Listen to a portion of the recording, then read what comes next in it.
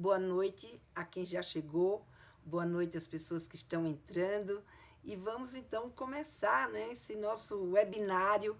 Hoje nós vamos falar sobre vergonha, né? Falar sobre a vergonha de falar sobre sexualidade. Da onde que vem isso? Por que, né, que a gente tem vergonha de falar sobre sexualidade? Mas antes da gente entrar nessa conversa, eu quero me apresentar, porque algumas pessoas pode ser que ainda não me conheça. Então, eu sou Lena Vilela, eu sou criadora do Papo Firme, que é um programa, né, um curso para pais, de preparação para pais, sobre sexualidade na infância e na adolescência. Eu vou conversar hoje aqui com vocês sobre vergonha de falar de sexualidade. Né? Vergonha, que é um sentimento muito difícil da gente lidar com ele, porque ele é um sentimento que nos torna, como é que eu diria, nos deixa de uma forma fragilizada, né? Porque ele está ligado à desonra. É como se aquilo que a gente estivesse falando nos desonrasse, né? Nos tirasse, como é que eu diria, nos colocasse, nos tirasse não, nos colocasse, né, numa situação de quem está cometendo algum crime, de quem está cometendo algo que não era para ser colocado, alguma coisa indecorosa, alguma coisa, usando a linguagem mesmo popular, alguma coisa safada, alguma coisa, sabe, que não é para ser dita. Então essa é a sensação que a gente tem quando a gente sente vergonha de falar sobre sexo. É como se aquilo que eu tivesse que falar fosse algo que não é para ser falado. É algo que eu tenho que guardar para mim mesma e olhe lá, não é? Tem que ali estar trancada a 7 chaves. Só que hoje a gente vive num mundo onde a gente é muito mais requisitado, né, para falar sobre sexualidade. E falar sobre sexualidade, quando trava a gente, nos traz uma série também de consequências, que são consequências que podem não só atrofiar, né, o nosso próprio desenvolvimento, ou seja, quando eu tenho vergonha de falar sobre sexualidade, eu não conto para o meu parceiro as coisas que eu gosto. Eu não digo para ele como é que eu quero ser acariciado, eu não digo para ele como é que eu gosto que ele faça sexo comigo, eu não digo para ele as coisas que eu sinto. Então, isso atrapalha na relação, não só na relação pessoal, como eu estou colocando agora, na sua relação com o outro, mas também no seu papel de pai ou no seu papel de mãe. Porque nessa relação como pai ou mãe, não dá mais para a gente fechar os olhos e dizer assim, não, eu não vou conversar com meu filho sobre sexualidade. Não, eu não quero, eu não posso, eu não consigo. Eu até entendo que a gente possa não conseguir, que a gente trave, porque isso tem uma história longa, né, que traz toda essa situação. E eu lembro, né, muito bem, porque, por exemplo, eu como mãe, eu também, né, e principalmente antes de eu começar a estudar sexualidade, isso também era uma coisa que eu tinha que conviver e que eu tive que vencer para poder conversar com os meus filhos. E uma das formas que me ajudou a vencer essa vergonha de falar sobre sexualidade é essa exatamente que eu vou trazer para vocês aqui hoje, que foi aprendendo sobre a história da sexualidade. Então eu lembro, por exemplo, quando eu era menina, na minha casa, falar de sexualidade era uma coisa que era proibida, ninguém falava de sexualidade. A minha mãe, ela só olhava, meu pai muito menos, né? Então, se a gente cometia algum comportamento, que aquele comportamento ele não correspondia às expectativas deles, então ou a gente era castigado, ou a gente era... como é que eu diria? Em geral, castigado, né? Castigado do tipo, não de bater, porque meus pais não eram pessoas de bater. Aliás, isso é uma coisa que eu me orgulho muito, nunca levei nenhuma palmada, né, do meu pai nem da minha mãe, isso é uma coisa muito boa. E essa educação, mas em termos de sexualidade, não vou entrar nessa outra questão não, porque senão uma coisa vai puxando a outra e eu tenho que me concentrar no que eu vou falar com vocês hoje. Então, essa conversa sobre sexualidade em casa, isso não existia. Então, como também não deve ter existido para muitos de vocês, embora vocês estejam aí numa geração que é a geração dos meus filhos, então que já pegaram um mundo já muito mais livre, um mundo muito mais liberal, mas mesmo assim a gente traz conosco uma herança cultural que a gente não se agora deu nó na língua, não se desfaz dela é assim, a troco de nada, né? Então a gente precisa amadurecer esse conhecimento, saber porquê das coisas, até que a gente possa de fato conversar. E esse diálogo é um diálogo que a gente não tem uma referência, não é? A gente não tem um treino. Poucos foram as pessoas. Hoje a gente já está com isso muito melhor. Aqui já tem uma pessoa dizendo que a mãe dela também. Até hoje minha mãe tem vergonha de se trocar na minha frente, quanto mais de falar sobre sexo. Então essa é a herança cultural que a gente traz. É a herança cultural do diálogo do silêncio, né? Como dizia o Rubem Alves. Rubem Alves colocava que não havia... o diálogo que se estabelecia era esse do silêncio. Eu batia o olho, olhava para você e dizia assim, entendeu, né? Ou seja, você sabe do porquê é que eu tô brava, você sabe por que é que eu tô olhando firme, você sabe... Não precisava falar. Não é que não precisava, eles não conseguiam. E é exatamente essa referência do diálogo do silêncio que a gente traz com a gente. Eu lembro, por exemplo, né, que a minha mãe, para contar sobre menstruação, meu Deus, ela não me contou nada. Ela conseguiu contar para minha irmã mais velha, mas como eu menstruei antes da minha irmã mais velha, tive que usar todo o aparato dela, porque naquela época tinha cinto para colocar o mods, tinha toda uma série de histórias que hoje em dia já está muito mais prático, mas a minha mãe não conseguiu conversar comigo sobre a chegada da menstruação. Quem me contou já foi a minha irmã. E isso é uma coisa que, assim, era muito difícil para os pais naquela época falarem. Na minha geração, a gente já começou a dizer alguma coisa. Na geração de vocês já estão conseguindo falar muito mais. E isso é muito legal. E isso é muito bom, para vocês não terem que passar pelas mesmas dificuldades e os seus filhos já irão ter uma condição muito melhor na educação sexual dos filhos deles quando vierem e assim por diante. Então, à medida que a gente vai conseguindo, né, se soltar e falar, a gente vai criando gerações que também têm mais conhecimento sobre aquilo que está sendo falado e, consequentemente, vai poder criar os seus filhos e educar os seus filhos de uma forma mais realista, de uma forma mais condizente, né, com aquele momento que ele está vivendo. E eu lembro, né, por exemplo, essa coisa da gente ter vergonha, porque a vergonha é algo que ela vai sendo incutida através dos nossos valores. E eu lembro, por exemplo, quando a minha filha nasceu, uma das coisas que eu sentia mais vergonha, né, no meu trato com ela, era como é que eu vou chamar a vagina ou a vulva, né? Na verdade, a vulva. A vulva é todo o aparelho genital feminino. A vagina é só o canal vaginal. E essa vulva, até hoje, a gente nem consegue chamar a vulva, porque todo mundo acha esse nome vulva feio. E, no entanto, ninguém fala, mas será que é o nome vulva que é feio?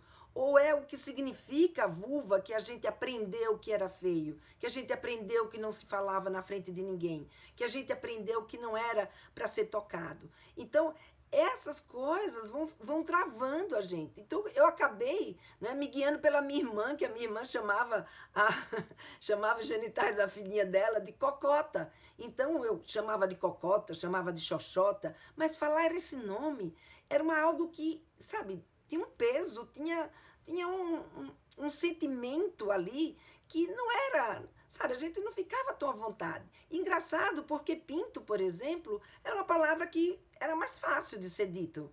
Né? Talvez porque o pênis ele é exposto e a gente já tem um convívio, né, mais intenso com ele, ou seja, a gente sabe que ele está lá. E a vulva, não, a vulva é guardada, a vulva é íntima. Então essa colocação, né, principalmente com relação à sexualidade da mulher, sempre foi algo que travou e que, sabe, traz na nossa história aí uma dificuldade para a gente conversar. E por quê? Né? Por que a gente tem essa dificuldade para a gente conversar? E a causa disso está exatamente na construção dos nossos valores, na forma como a gente aprendeu a ver, na forma que a gente enxerga o sexo e a sexualidade. E isso é algo que a gente, na verdade, não tem muito conhecimento. Então, a gente compra pronto aquilo que nos deram e a gente não questiona. E se eu não questiono por que as coisas são desse jeito e não de outro, eu acabo não me informando, eu não amplio, né, os meus conhecimentos. E quando eu amplio os meus conhecimentos, a gente vai ver que a história não é bem essa, né? Que a gente vem vindo há milhares e milhares de anos. Então, o que a gente vai ver é que sexo ele faz parte da natureza humana, né? Sexo é uma função natural do ser humano. Todos nós nascemos com essa função. Todos os seres humanos, eles têm sim essa propriedade para desenvolver a sua função sexual. E essa propriedade, a natureza nos deu porque nós somos seres que nos reproduzimos através do sexo. Então, fazer sexo para o ser humano é algo tão natural quanto é dormir, quanto é comer, quanto como é a gente descansar. Então, todas essas funções, respirar. Então, o sexo, ele é também uma função vital do ser humano.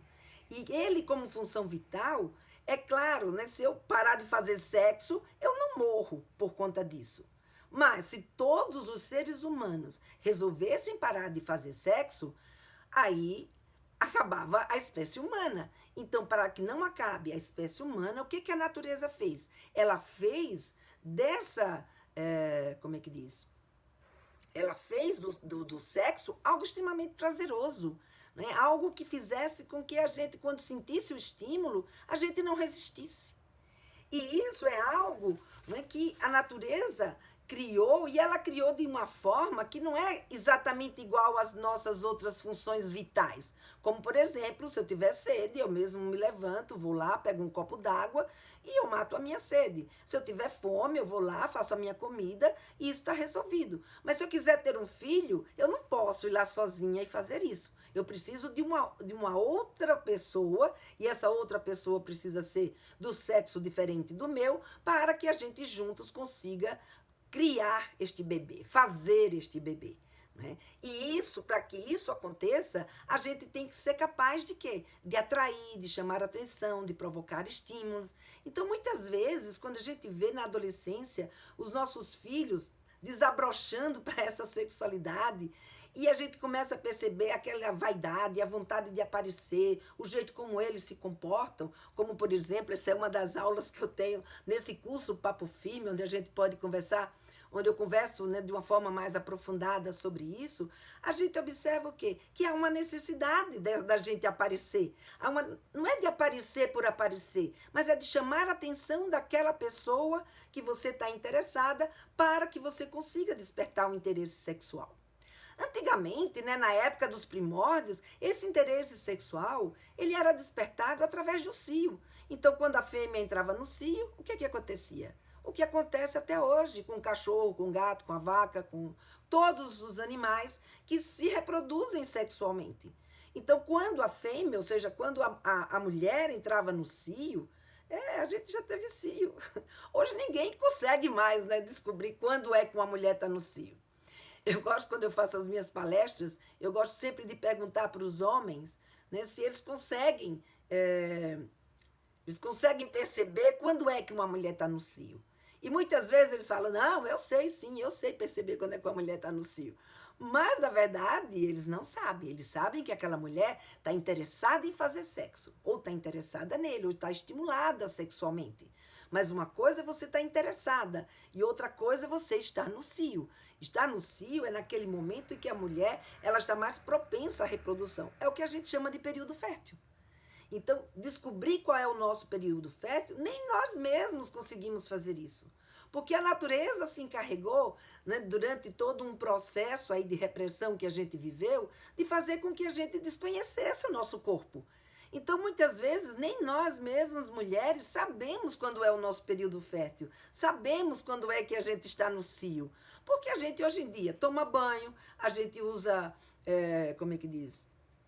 Perfume, a gente usa calça comprida, a gente usa creme. Como é que o homem vai conseguir sentir o cheiro do cio? Não consegue. Então, o cio hoje, ele não é mais esse estímulo. Então, na época dos primórdios, a gente funcionou desse jeito. Aliás, durante muito tempo a gente funcionou desse jeito. Até que a gente a gente deixou de ser um animal quadrúpede, né? E passamos a andar de duas pernas. E na hora que a gente ficou de pé, o que aconteceu? A gente precisou, então, da companhia do macho, a fêmea precisou da companhia do macho para poder criar o seu filhote. Então, tem algumas perguntas aqui que estão entrando. Eu vou pedir para vocês aqui, principalmente pelo Instagram, vocês vão anotando, no final então vocês colocam, porque senão eu vou perder aqui o raciocínio dessa aula, e aí no final eu posso responder para vocês, tudo bem? Então, na época dos primórdios, a gente funcionava exatamente como todos os outros animais. E quando a gente, então, passou a andar de duas pernas, o que que aconteceu? A fêmea, ela sozinha, não podia mais defender a sua cria como é que chama? Dos predadores. Porque até então, quando a gente andava de quatro patas, punha a cria aqui nas costas, e a mulher, ela pulava árvore, ela podia correr com muita velocidade, tudo bem. Mas na hora que a gente ficou ereta, a gente passou a carregar o nosso filhote aonde? No colo. E o fato da gente carregar o nosso filhote no colo fez com que esse filhote fizesse com que a gente precisasse de ajuda, porque com ele no colo eu não tinha mais a mesma movimentação que tinha quando era quadrúpede. Então a mulher passa a precisar da companhia do macho para poder defender a sua cria, né? Porque não existia esse conceito de família que a gente tem hoje. A gente não começou assim. Isso foi sendo transformado ao longo do tempo. Então, nesse momento, o que a gente tinha era um convívio totalmente instintivo, do jeito que a natureza nos preparou para ter. Não tinha essa questão de idade, não tinha essa questão de família, de constituir família, de amar o outro. Não. A gente fazia sexo do mesmo jeito que os outros animais fazem, conforme a natureza queria. A fêmea entrava no cio, atraía o macho e o macho fazia relação sexual com essa fêmea, a cria nascia e assim se dava continuidade à espécie humana. Até, como eu disse para vocês, a gente foi evoluindo. E à medida que a gente foi evoluindo, a gente foi, então, se transformando em pessoas que iam deixando, né, de ser nômade para se tornar uma pessoa que se estabelecia num pedaço de terra. E ao se estabelecer num pedaço de terra, a gente passa, então, a ter um convívio mais social. E regras começam a ser estabelecidas. Mas até então se achava que a mulher ficava grávida porque isso era da natureza da mulher.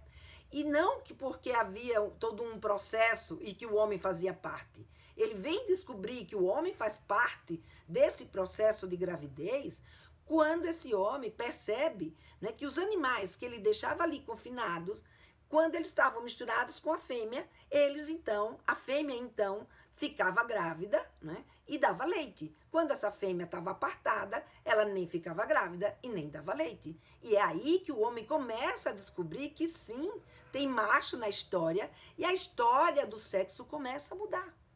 Então aquela história de que se transava a partir de um instinto natural do organismo fisiológico, ela começa a mudar. Agora, esse macho que tem um patrimônio, que tem um interesse social, ele não quer mais que a sua fêmea ou que o seu filho, como é que ele vai ter certeza, né, desse filho? Como é ele não quer mais, como é que diria, já que ele sabe que esse filho ele tem uma participação na procriação, então ele agora quer que os filhos que vão herdar o seu patrimônio sejam filhos deles. E aí começam, então, novas regras de convivência. Essa mulher passa a pertencer a esse homem, e esse homem, na época, ele poderia ter várias mulheres. Então, nessa época, na verdade, não havia a monogamia. A monogamia foi algo, ela não é da natureza humana. A monogamia foi algo que foi instituída em função dessa necessidade familiar, aonde era necessário que a gente constituísse um núcleo, e essa divisão não fosse uma divisão muito grande para poder ir se criando fortunas. Então foi assim que a gente foi, né, criando uma série de normas, de condutas para que os interesses sociais, políticos e econômicos, principalmente, pudessem ser atendidos. Então, gente, nada do que a gente faz vem do nada. Tudo que a gente faz tem uma razão por que a gente faz. Então, quando a gente chega aí na época da antiguidade, o que a gente começa a perceber? A gente começa a perceber um outro tipo de comportamento. Mas, voltando, antes de chegar nesse comportamento, deixa eu só fazer vocês entenderem como é que a gente sai do cio e entra, então, para esse outro tipo de relacionamento. Então, nessa hora que a gente começa a precisar, a mulher começa a precisar a manter o macho do lado dela, Então, ela também aprende a fazer sexo fora do cio. E o macho começa também, ele também aprende a fazer sexo sem o estímulo do cio.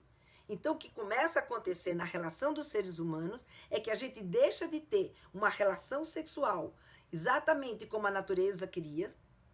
Quer dizer, a gente deixa de ter uma relação sexual única e exclusivamente do jeito de como a natureza criou, e a gente passa agora a estabelecer também uma forma relacional através do sexo. E essa forma relacional, ela não necessariamente precisa envolver a procriação.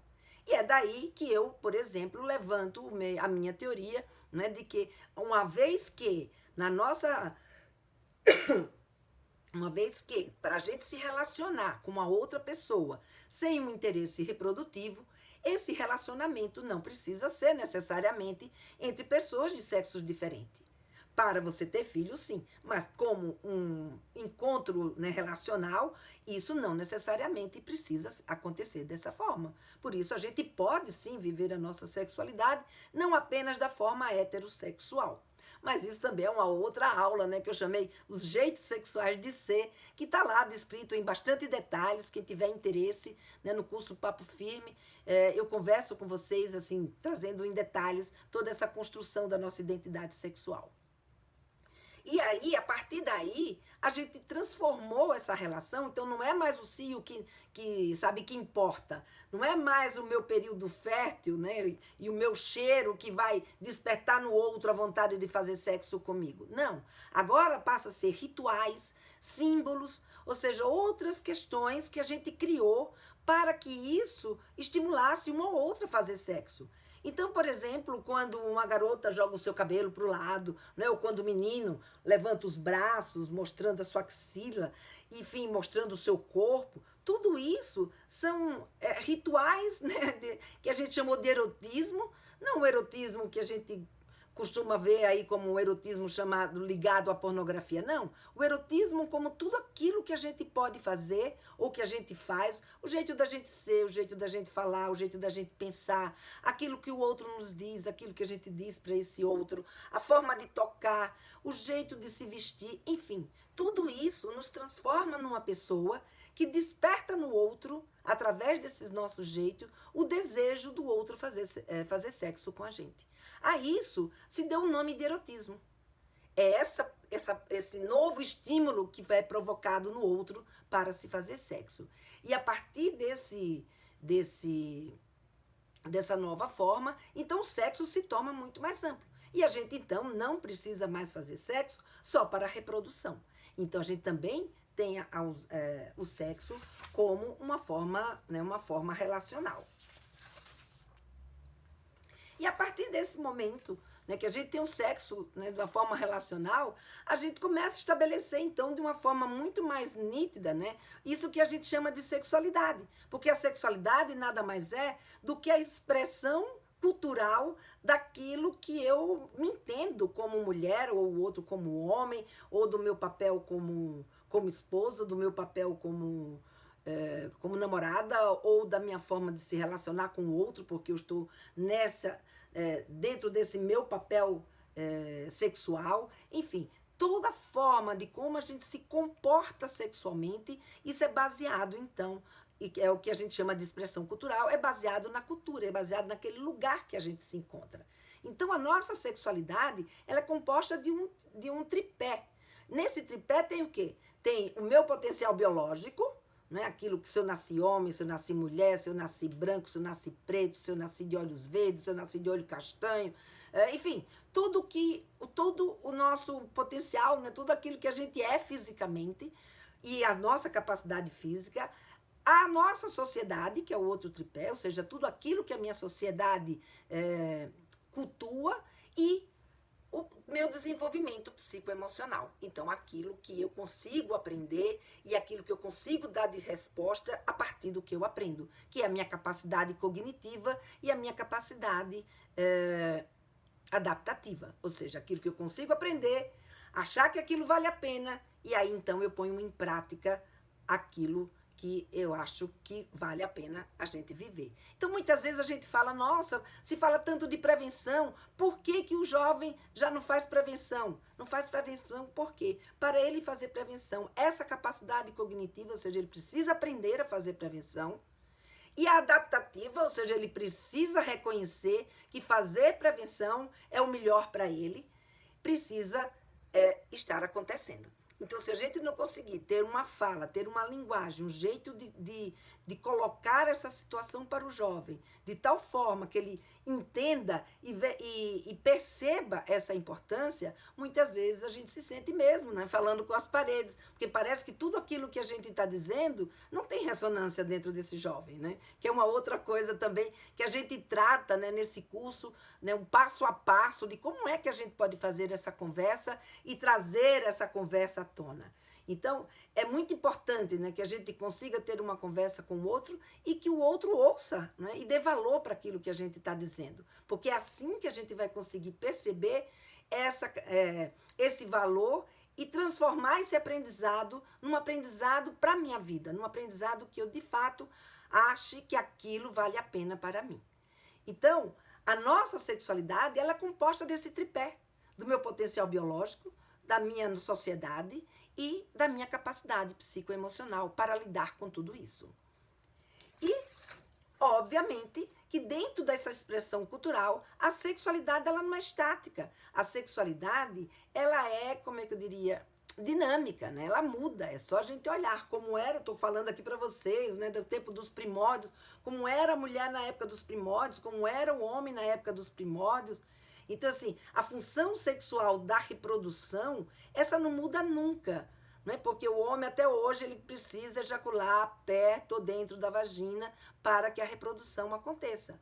Mas a forma como nós vamos lidar com a nossa vida sexual, com o nosso jeito de viver nosso papel sexual, esse muda.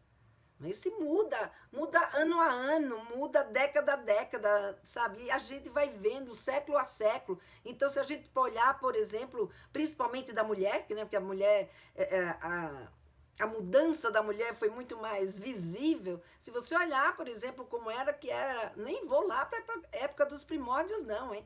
Eu vou pegar, por exemplo, a época da minha avó, a época da minha mãe. Como é que era o comportamento sexual em casa, né? Como é que a gente vivia? Como é que eles viviam? Eu nunca vi meu pai e minha mãe dar um beijo na boca. Eu vi, sim, fazerem carinho, mas dar um beijo na boca, isso é uma coisa que eu nunca vi. Já meus filhos viram eu e o pai deles trocar beijos. Agora, hoje a gente tem o quê? A gente tem uma evolução desse contexto. Então, antes existia toda uma limitação sobre o conhecimento da sexualidade. E quem é que detinha o poder desse conhecimento? Quem detinha o poder desse conhecimento era a igreja, né? E alguns médicos. Agora, isso era difundido de acordo, como eu falei para vocês, de acordo com os interesses religiosos, de acordo com os interesses sociais e de acordo com os interesses econômicos. Então, de acordo com esse interesse, tinha coisas que eram permitidas a gente fazer e tinha coisas que não eram permitidas. E, portanto, quando você chega, por exemplo, na idade, acho que é na Idade Média, se eu não me engano, que a igreja, ela transforma aí a união entre homens e mulheres, que até então não havia algo assim, não havia ainda a exigência da monogamia, ou pelo menos não havia exigência da monogamia em termos para o homem, e ela torna, na hora que ela cria, né, como é que ela transforma o casamento, o sacramento do casamento, né? Então, num ritual religioso, começa então a ser exigido, né, essa monogamia e ser exigido toda uma série de regras e de normas para se lidar com a sexualidade. É aí que entra a moral da história, né? A moral propriamente dita, ou seja, fazer sexo era algo que não era mais uma questão de natureza humana. Fazer sexo era algo que tinha a ver com a sua moral, tinha a ver com o seu valor pessoal. Então, é introduzido uma série de repressões, principalmente a masturbação, e não era uma coisa que só sofria a mulher, não, sofria o homem, sofria a mulher também. Os meninos, por exemplo, eles dormiam nos colégios internos, tem relatos dos meninos terem que dormir dormir com um anel, né? Um anel de... Parece um anel cheio de alfinete, que quando ele ficava com o pênis ereto, aquele alfinete picava, né? Furava o pênis, espetava o pênis, e aí eles perdiam essa ereção. Então, isso era para não estimular a masturbação. Então, a gente viveu momentos de altas repressões, principalmente na época da Inquisição. Ninguém podia manifestar, a pessoa que manifestasse o interesse em fazer sexo e que não era para se reproduzir, essas pessoas iam presas. Mulheres adúlteras eram queimadas em fogueiras, eram, sabe, chamadas de feiticeiras. Então, assim, a gente viveu momentos terríveis de repressão sexual. Momentos onde a gente não podia, sabe, nem pensar, quanto mais falar. A mulher que era boa, a mulher para casar, que era boa, era aquela mulher que não pensava em sexo. Era aquela mulher, sabe, que ela tinha um comportamento totalmente assexuado. Então, quanto mais feia, quanto mais suja, quanto mais, enfim, quanto mais descuidada, não é nem feia, mas quanto mais descuidada ela fosse, teve uma época que essa que era a mulher ideal para o casamento. Porque essa não estava se mostrando, né, para atrair ninguém. Essa mulher estava ali reclusa. Então essa era a mulher que era criada para casar. Essa que era a mulher que não podia nem sequer pensar em sexo. Porque se ela pensasse em sexo, isso já desvalorizava essa mulher. Porque isso fazia o quê? Dava a intenção de que ela estava se expondo e querendo atrair outras pessoas. E naquela época, como eu disse para vocês, a política, o interesse social e o interesse econômico era muito forte. Existia patrimônios, e como existia patrimônio, se precisava saber se aquele filho era filho daquele homem. Então, para isso, tinha que controlar a sexualidade feminina, fazer com que as meninas não tivessem desejo de fazer sexo, ou pelo menos temesse bastante fazer sexo, para que pelo menos o primeiro filho, né, desse casal, ele tivesse certeza que esse filho era dele. Mas aí as coisas mudaram. As coisas ao longo dos anos foram mudando. Então, quando a gente chega, por exemplo, nos anos 60, você vê aí uma explosão, né? uma mudança completa desses valores. Você vê com a chegada da pílula anticoncepcional, a descoberta da pílula anticoncepcional e a entrada da mulher no mercado de trabalho, isso muda completamente. Então, aquela mulher submissa, aquela mulher que tinha que casar e precisava da proteção, mas não só da proteção, mas também, né, do patrimônio do marido, porque ela por si só não era capaz de se autogerir, essa mulher agora, né, principalmente depois da Segunda Guerra Mundial, ela passa a ocupar espaços de trabalho que muda completamente a forma de se olhar para essa mulher. Essa mulher passa a ter a sua autonomia. E se você for ver hoje, por exemplo, como é que nós vivemos em relação a isso? No último censo, né, do IBGE, 85% dos lares brasileiros contavam com o dinheiro da mulher dentro da sua renda. E 25% dos lares brasileiros só contava com o dinheiro da mulher. Então, a gente vê que essa inserção da mulher no mercado de trabalho, aliado a descoberta, né, da pílula anticoncepcional, que pôde permitir que essa mulher pudesse fazer sexo e não reproduzir, né, e não ficar grávida. E além disso, quando a gente chega aí no final dos anos 80, a gente vai encontrar o quê? A gente vai encontrar a descoberta do teste de DNA. Ora, se descobriu o DNA e a gente agora sabe quem é o pai daquela criança, para que segurar a sexualidade das meninas? Para que segurar a sexualidade feminina? Por que precisa casar virgem? Então não foi à toa que essa liberdade sexual começou a acontecer. Essa liberdade sexual começa a acontecer exatamente porque começa a se descobrir, ou seja, os estudos científicos, as novas formas, sabe, descobrir, por exemplo, né, que a masturbação não enlouquecia ninguém, que a resposta sexual humana é natural, que a gente sim, tanto homem quanto mulher, sente desejo sexual sim. Ou seja, descobrir que existe isso parece uma coisa óbvia hoje, mas não era assim tão óbvio. Então, descobrir isso faz com que o comportamento das pessoas gradativamente fosse mudando e os interesses da sociedade em reprimir esse comportamento gradativamente vai afrouxando. E ela vai ficando gradativamente menos rigorosa com relação a esse comportamento. Principalmente com relação ao comportamento das meninas.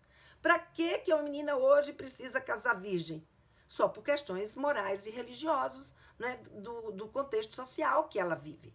Muitas vezes a gente passou a vida inteira acreditando que esse era o principal motivo, né, da gente ter que tolher a nossa sexualidade, da gente ter que segurar os nossos desejos, mas na verdade havia todo um interesse aí para que essa mulher ela tivesse muito mais cuidado com a sua sexualidade, para que ela pudesse casar e dar um filho exatamente àquele homem com quem ela estava casando. Como hoje isso não é mais necessário, a gente vive aí uma vida e um relacionamento com muito mais liberdade. Mas qual é a diferença? A diferença é que a gente vive um relacionamento com mais liberdade, mas a gente traz nos nossos conceitos, nos nossos valores, ainda os valores de milhares e milhares de anos que a gente tem com relação a esse tipo de comportamento. Então, não, o comportamento da sexualidade não pode ser assim. Não, nós não podemos falar com jovens sobre sexualidade nem prepará-los para a sexualidade. E aí a gente precisa questionar por quê. Se o sexo é uma função tão natural quanto é dormir ou comer, por exemplo, e a gente não se prepara, por exemplo, para comer, a gente não é educado para comer, porque quando a fome bate, da mesma forma como com o sexo bate o desejo sexual, bate o estímulo sexual, se a gente não é preparado, a gente vai fazer do jeito, sabe, que der na nossa cabeça e daquilo que eu for capaz de realizar. Então, por exemplo, se eu estou com fome, eu como o que tiver na minha frente. Se eu não souber como comer, se eu não souber como escolher os alimentos para que eu possa me alimentar de uma forma melhor ou de uma forma mais adequada. Do mesmo jeito, vai acontecer com a sexualidade. Ela é uma função natural. Se eu não aprendo a lidar com ela, o que vai acontecer? Tem aquele ditado que dizem, quem nunca comeu mel quando come se lambuza? Esse é o ditado mais correto, ele se aplica à sexualidade também. Se eu nunca aprendi, se eu não sei o que é, se eu não conseguir viver, se eu não consigo ter, sabe, um preparo, o que vai acontecer? Eu vou ali segurando tudo isso, eu vou, sabe, me fechando em mim mesma e vendo todo um conceito que é um conceito negativo, um conceito, sabe, que mexe com a minha moral, um conceito que mexe com os meus valores. E esses conceitos me travam e é ele que traz a nossa vergonha.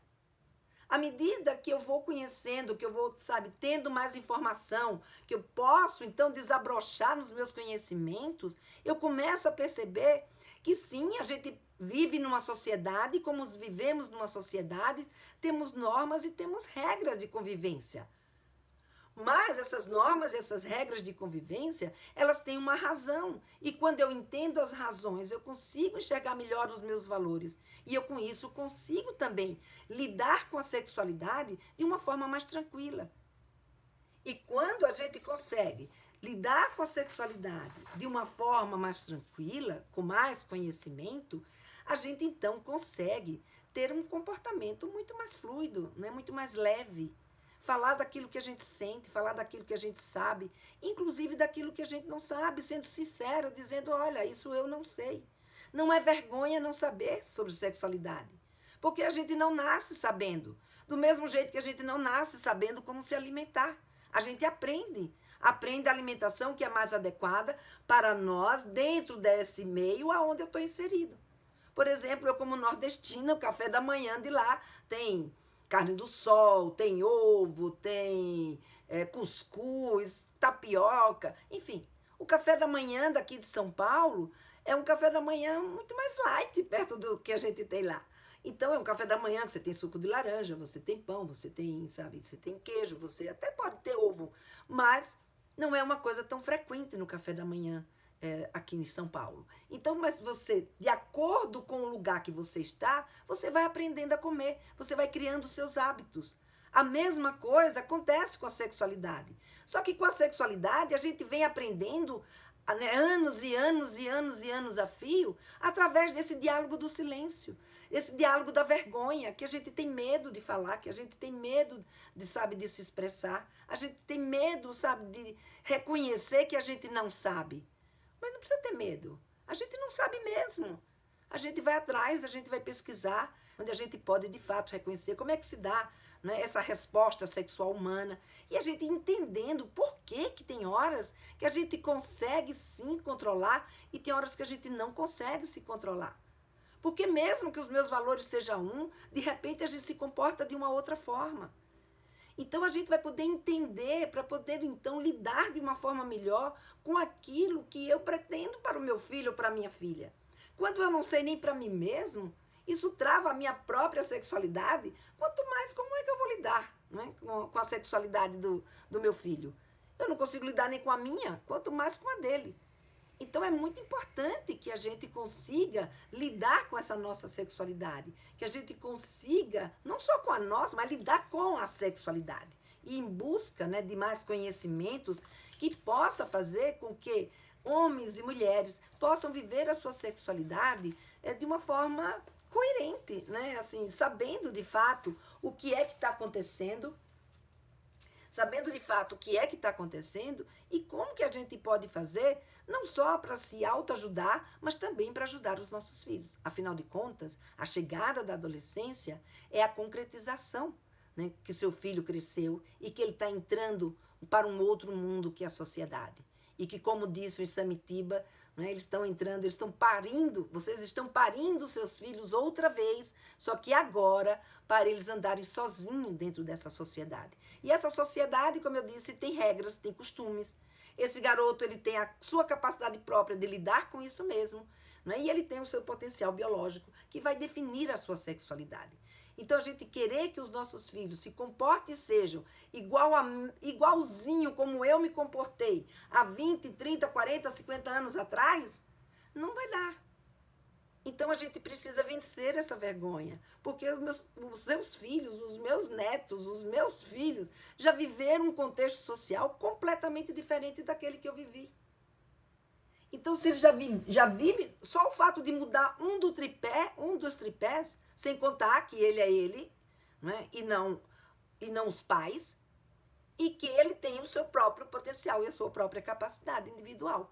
Então, tudo isso faz com que os nossos filhos não respondam aos nossos valores exatamente daquela forma que a gente gostaria que ele respondesse, baseado no que eu fui.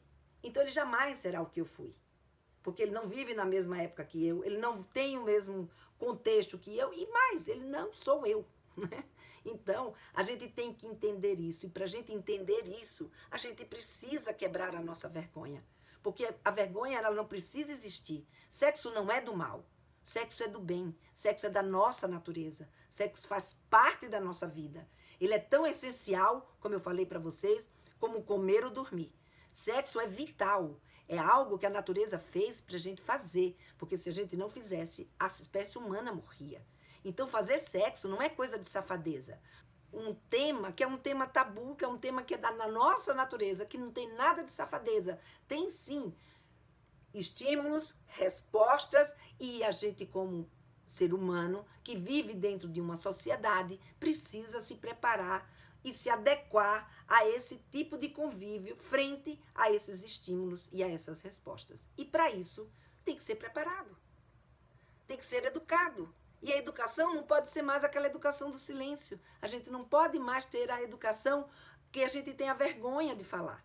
Porque essa vergonha, ela está ligada exatamente a esse conceito, né, de uma imoralidade sobre o sexo. E essa imoralidade sobre o sexo está diretamente ligado ao que a gente conhece sobre o sexo, ao que a gente pensa sobre o sexo e como que a gente lida, né, com esse sexo. Conhecer essas particularidades, como eu disse aqui, né, que hoje faz parte da sexualidade na adolescência e dentro de uma sexualidade que o jovem se comporta porque ele pegou já esse ninho, né, já com muita liberdade. E não dá para a gente tentar lidar com um mundo que é liberal como se ele fosse um mundo tradicional, um mundo, sabe, cheio de repressão, né, de contenção em relação ao comportamento sexual. Não é, não é. Embora a gente saiba que existem famílias, ainda existe bastante pessoas que lidam com a sexualidade dentro ainda de uma forma muito tradicional. Claro que existe, porque hoje o que a gente tem com tudo isso? Uma grande diversidade. E essa diversidade de valor, ela exige cada vez mais que a gente se prepare para que a gente tenha as nossas próprias convicções. E quando você tem e adquire essas convicções, a vergonha some da sua vida. Você passa a entender que não tem mais por que você sentir vergonha. E gradativamente, claro, às vezes fica aí a falta de treino, né? Então, para treinar isso, começar a conversar com seu filho, começar a falar com as pessoas, falar com seu marido, falar com a sua esposa, falar com a sua irmã, ou seja, começar a pôr o tema sexualidade como parte da sua vida. Então, gente, essa era a conversa, né, que eu preparei aqui pra gente trazer, porque é uma conversa que, sabe, traz muitos conteúdos. Ela é muito extensa, não dá para conversar sobre tudo, quer dizer, cada parte dessa a gente vai desmembrando em outros contextos que vão explicando cada vez mais pra gente de onde vem esse comportamento sexual do ser humano. Por que que a gente se comporta assim? E por que muda esse comportamento, né, de lugar para lugar? Né, de pessoas para pessoas. Então, esse é um pouco, né, assim, é só um aperitivo, né, que eu trouxe aqui para vocês, para a gente ir entendendo os conceitos de sexualidade, para que a gente passe a olhar para a sexualidade, né, de uma forma mais simpática. Olhar para a sexualidade, todo mundo sabe que ela dá prazer, todo mundo sente prazer, quer dizer, todo mundo não, tem pessoas que não conseguem ainda sentir prazer com a sexualidade, mas quando as pessoas sentem prazer, sempre sabe que ali tem algo que é bom, que é importante para a sua qualidade de vida, mas não consegue expressar isso. É como se isso fosse algo que você não pudesse aceitar, que o seu prazer não pudesse ser vivido, que o prazer do seu filho não possa ser vivido. Tudo na vida, né, que faz bem pra gente, ela pode ser vivida, desde que a gente se prepare e que a gente utilize com equilíbrio. E para poder a gente fazer o equilíbrio, né, das nossas funções, a gente precisa conhecê-las. Se a gente não conhecer, a gente não vai saber como lidar com elas. Então eu deixo aí para vocês essa dica, né, para quem quiser ampliar aí os seus conhecimentos e quiser saber mais em detalhes sobre tudo isso que eu conversei agora com vocês. E vou abrir, então, para vocês, para quem quiser fazer perguntas.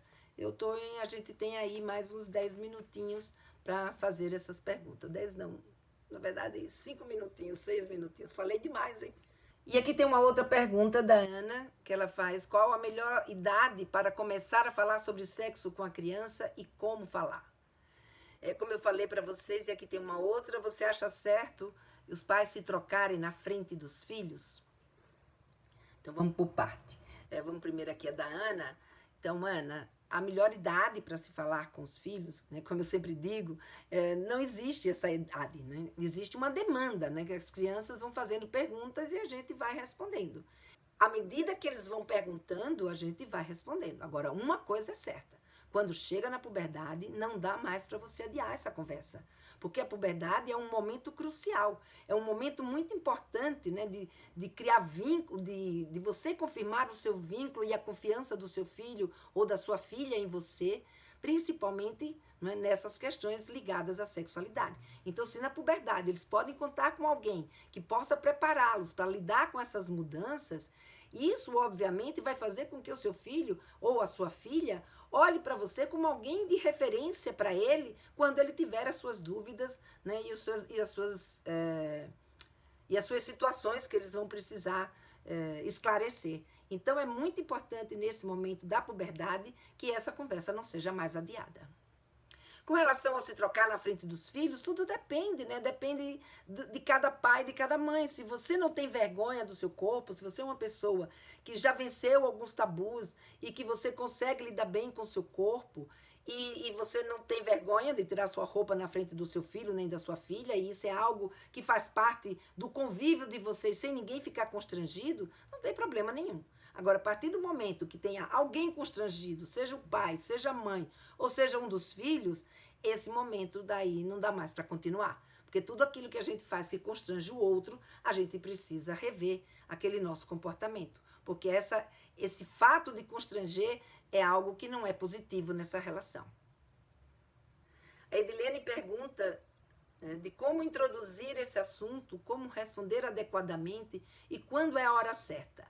Edilene, eu lhe convido porque é exatamente sobre isso, não é, que se trata esse curso. Então, para eu te responder sobre isso, é muito detalhado, porque isso envolve uma série de questões, que não é uma questão de eu te responder aqui praticamente. Olha, você começa tal dia, você fala sobre isso, isso e isso, e você fala assim. Não. Existe uma série de situações que fazem parte da vida da gente, não só a história. Eu trouxe aqui um pouco da história da sexualidade, que é muito importante para essa nossa construção dos nossos valores, mas existe também outras questões e também a forma de a gente se comunicar que vai interferir, né, no como, quando e o que falar. Mas eu te digo uma coisa, se você se interessar pelo Papo Firme, no Papo Firme ele trata exatamente para isso. Ele foi um curso que ele foi criado para que essa dúvida sobre o que, o quando e o como deixe de ser um problema na sua vida. E que você saiba como lidar, né? Entender dentro das situações o que você tem que falar, quando que você tem que falar e como que você tem que falar com seu filho. A Deise pergunta, meu filho é tímido, eu devo puxar o assunto? Sim, Deise, se ele já estiver entrando na puberdade, sim. Se ele não estiver entrando na puberdade, se ele ainda é uma criança, você aguarda. Ou se você quiser conversar com ele, entra, mas entra devagar, né? Entra devagar, porque pode ter coisas que ele, sabe, tenha ficado constrangido, ou então você não saber exatamente como é que você vai lidar. Mas, por exemplo, um livro é uma coisa boa da gente trazer para conversar com eles, contar uma história, né, trazer uma notícia e aí questioná-los sobre isso. Então a gente consegue abrir essa conversa, né, dessa forma. Aqui tem a Marise agradecendo por dividir conosco todo o meu conhecimento. De nada, Marise. É um prazer, né, para mim, para eu conversar com vocês sobre sexualidade. Vocês já viram que eu falo bastante. Se me deixar, eu passo o dia, passo a noite, 3 dias. Enfim, eu amo falar sobre sexualidade, conversar, discutir, né, ouvir vocês. Então é muito importante que vocês deixem os seus comentários sempre quando eu colocar os vídeos, ou, sabe, entra na página, fala o que é que vocês querem, me manda mensagem, porque é isso que norteia o meu trabalho e que dá uma função para eu atender vocês dentro daquilo que vocês de fato estão precisando. Como, por exemplo, a gente vê, não só como hoje apareceu, como apareceu em outras pesquisas que a gente fez, essa questão do que, quando e como falar com os nossos filhos sobre sexualidade. E aqui chegou mais uma pergunta. A escola do meu filho só promove informações ou aulas sobre sexualidade no 9º ano. Se eu acho muito tarde? Eu acho. Eu acho que, assim, a gente pode começar e deve começar desde a 5ª série, né? Que é onde eles estão se preparando para entrar na puberdade. E essa preparação para a entrada na puberdade, ela é muito importante. No 9º ano, a gente já está preparando para a primeira vez, a gente está preparando para a prevenção de gravidez, a gente está preparando para a prevenção de doença sexualmente transmissível. Mas a educação sexual não é só isso. A educação sexual é também essa preparação para lidar com todas essas mudanças, se preparar, né, para toda essa série de novos sentimentos e emoções que os nossos jovens sentem a partir do momento que esse banho de hormônio começa a tomar conta da vida deles, né? Obrigada, então, pela participação de vocês e vejo vocês ou no próximo vídeo ou na minha próxima live. Até lá!